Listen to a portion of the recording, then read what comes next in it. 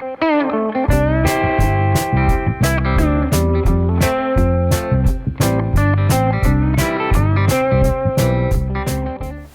guys, Alec Peirce at the ranch. Yes, talking about some more ranchy type stuff for you outdoors people. Now I'm an outdoors person. I've been all over the world. I love the outdoors, horseback riding and hunting and gardening and ranching and yeah, all that stuff. Camping, winter camping, anyway. And I really enjoy it. A long time ago, 25, 30 years ago, I learned a very valuable lesson. I was hunting in the Rocky Mountains with a very good friend of mine, and we were very fortunate. I took a world record American mountain goat.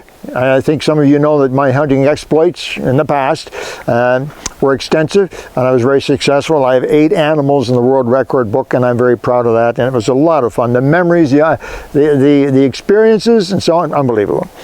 But one of the lessons I learned had nothing to do with animals or guns or all the usual stuff. It had to do with binoculars. That's right. Now, you know that you can go into a Canadian Tire or a Harbor Freight or a Walmart, whatever, and you can get a pair of binoculars for $59. You know that. And when you put them up to your eyes and look through them, things look closer, which is the whole idea behind binoculars.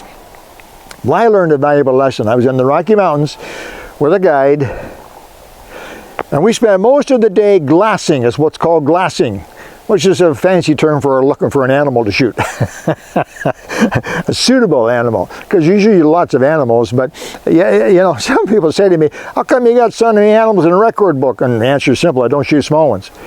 Anyway, bit of a joke, but some truth to it.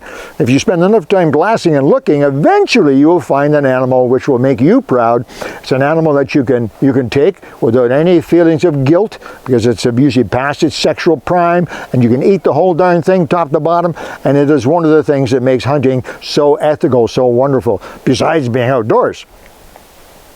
What was the lesson I learned? Very simply, what I learned is don't buy cheap binoculars if you're going to use them a lot. That's what I learned. And the reason I learned that was I learned the hard way. We glassed all day.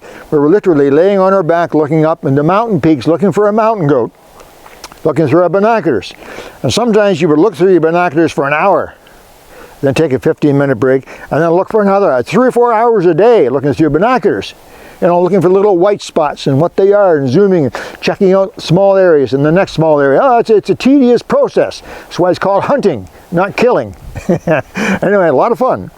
But I had such a headache that night, and I don't get headaches. My eyes were sore, and the muscles around my eyes were sore. My head was throbbing, and the guide was fine. I said, what's the difference? He said, you got cheap binoculars. Sure enough, I was back a month or 6 months later, hunting again with them. I went and bought a decent pair of binoculars. Makes all the difference in the world. So, moral of the story is this: if you are an occasional bird watcher, boater, occasional look to see what that is out there type of person, then certainly inexpensive binoculars have a place in the world, and you can get them, and they work. You put them up to your eyes. But if you're a serious binocular person, a hunter, a bird watcher, and you're going to be looking through those binoculars a great deal, particularly for extended periods of time,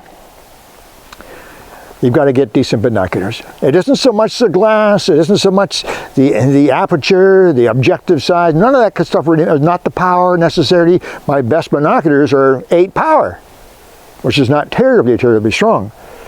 But what it is a decent quality lenses, which mean that it's focused on your eyes. So your eyes aren't constantly moving in and out and trying to focus because the glass isn't good. Every time you move, your eyes have to move as well. With good binoculars, that's not the case. You can look through them and you can relax and just enjoy it, and you can look for hours. It doesn't affect your eyes. It doesn't affect you. It doesn't give you a headache. So, what do I mean by decent binoculars? Well, here we go. A while ago, I was talking to my wife, and we have several binoculars around the house, and my own binoculars, which are Swarovski ELs. I've had them for a long time, 35 years. Wonderful binoculars, waterproof, and they've done a great job. Those are the binoculars I bought for my Rocky Mountain hunting. and they've been fantastic. And my wife picked them up one day and was looking through them, and then she set them down, not roughly, but she set them down on the table. Oh, geez, dear, please be careful, those are very expensive. And she said, oh yeah, what do they cost, a couple $100? And I said, well, no, those binoculars are $2,500. $2,500 for a pair of binoculars. She started to laugh. Well, a little while later, we happened to be at Cabela's.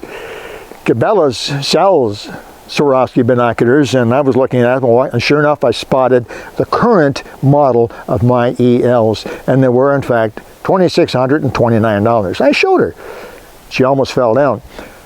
However, I've had those binoculars for 25 to 30 years. They've done a fantastic job for me. A little while ago, I called Swarovski and I said, the lens covers, they're rubber, and they've got fragile over 25 years, and now one of them is broken off. Can I buy a new set of lens covers for them?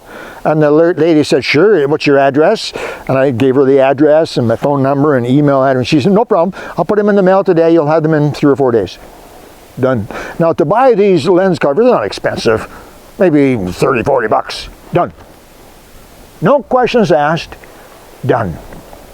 More recently, very recently, don't say anything, I dropped them.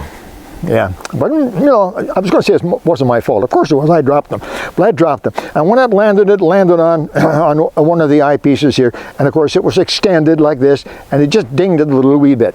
Oh darn it! I was really, really upset because then it didn't go in and out as smoothly as it should have.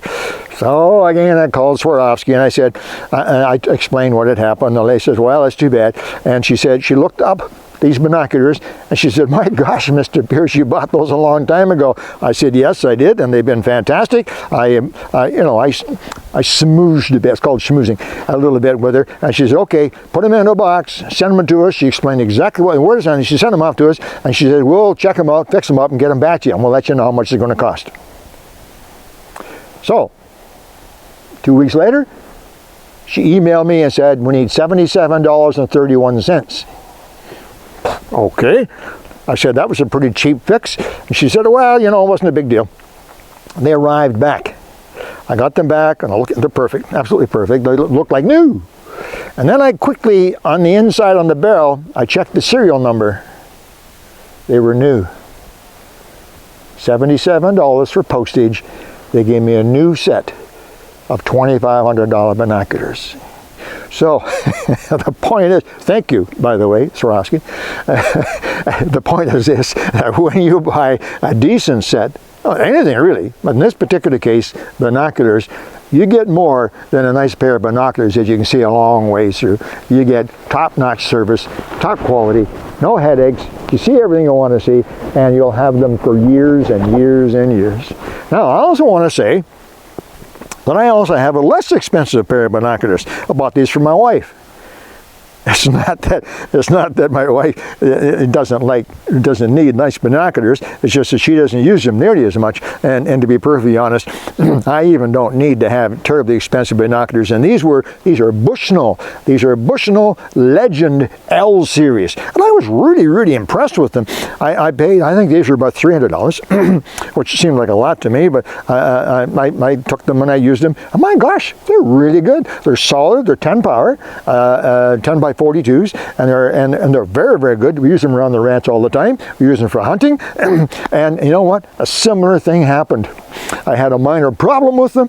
I called Bushnell, which is located right in Toronto, just a few hours away, and they said, send them to us, Mr. Peirce, and they checked them out completely. They reset the prisms inside, they cleaned all the lenses, top to bottom, everything, and sent them back to me.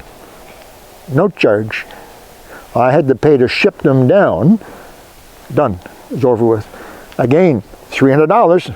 Not a whole lot of money, but you know, better than Walmart binoculars, a little bit more. And they are fantastic binoculars. Brand name. Bushnell's a really, really well-known name. I actually did some work for Bushnell years and years ago, and I'm really pleased with them. So the moral of the whole story is this. Number one, if you're looking for decent binoculars and you're going to be using them a great deal, Don't get the cheapest ones. Get a good pair. Hopefully you can get a pair, you can try them, not just in the store looking across a couple of aisles of boots and stuff, but actually take them outside and try them. And don't be afraid to pay a little extra for them, brand name. And number 2, plan on keeping them for a long time. Because as with these binoculars, I will probably give these to my kids when I'm gone. They are just that good, and I'm really, really pleased. So thank you very much to both Swarovski and to Bushnell, and my message to you viewers out there is, when you look at the price of binoculars, and sometimes you see some are really, really expensive, don't be shocked. Think about it. If you're going to be using them, it's probably worth it. That's it. Just wanted to talk to you about my binoculars. Talk to you real soon. I got to go looking at stuff.